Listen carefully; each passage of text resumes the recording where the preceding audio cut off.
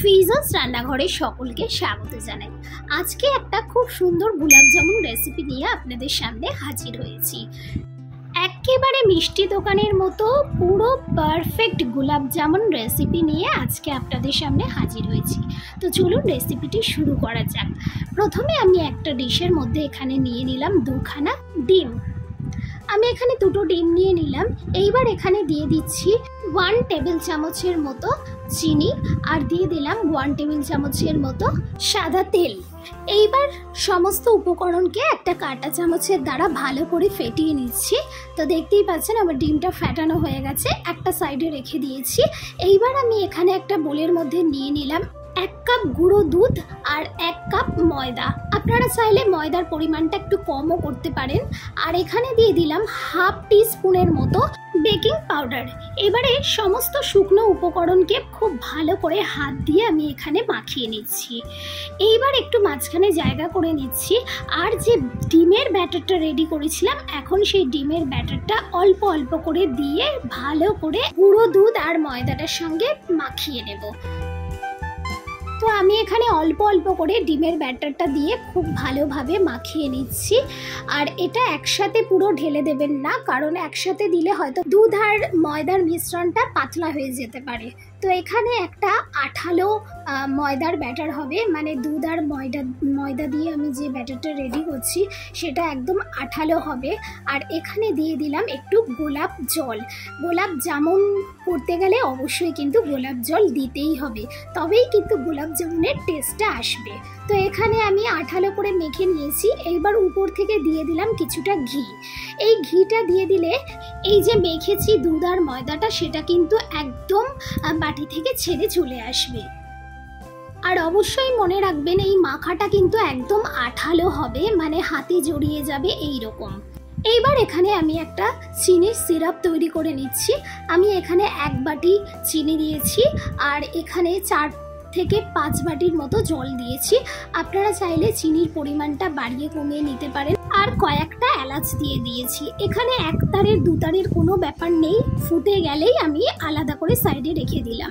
এইবার এই ডোটা থেকে একটু একটু করে লেচি কেটে নিয়ে আমি মিষ্টির শেপটা দিয়ে দেব। আপনারা আপনাদের সুবিধা অনুযায়ী যেরকমভাবে সুবিধা পারেন সেরকম শেপ দিতে পারেন। আমি এইভাবে 1 হাতের মধ্যে এরকম নাড়িয়ে নাড়িয়ে ভালো করে গোল করে নিয়েছি।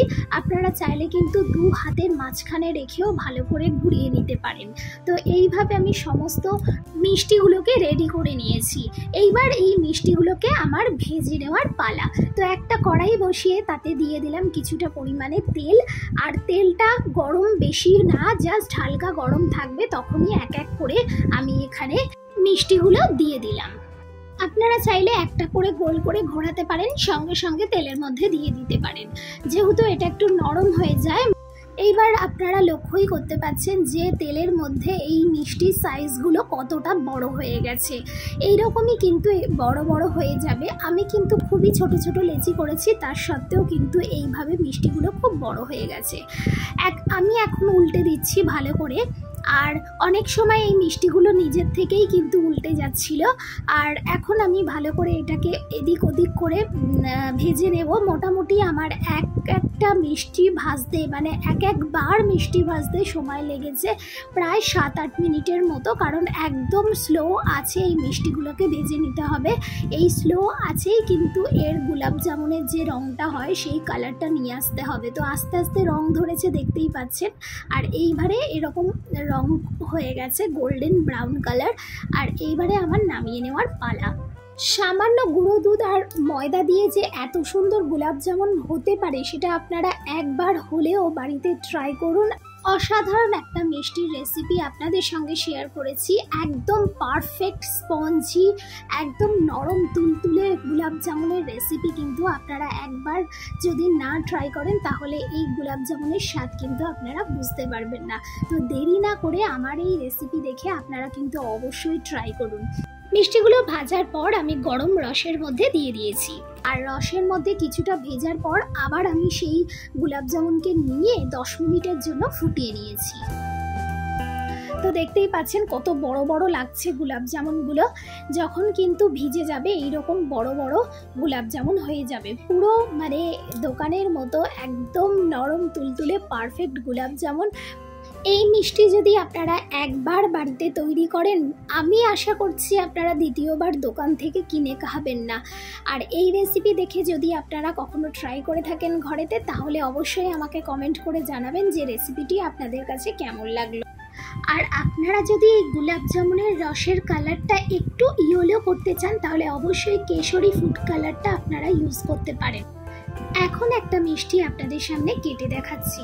দেখুন কতটা নরম তুলতুলে হয়েছে আর কতটা পারফেক্ট হয়েছে। ভিতরটা একবার লক্ষ্য করে আপনারা দেখুন, পুরো রসে ভরপুর হয়ে গেছে। আমি এখন হাত দিয়ে আপনাদের দেখাচ্ছি, একটুখানি প্রেস করলেই রস বেরিয়ে আসছে। আপনারা দেখতেই পাচ্ছেন ভিতরটা এতটাই পারফেক্ট হয়েছে, এত সুন্দর হয়েছে, পুরো জালিদার নরম তুলতুলে গোলাপ জামুন হয়েছে। তো ভালো থাকবেন, সুস্থ থাকবেন।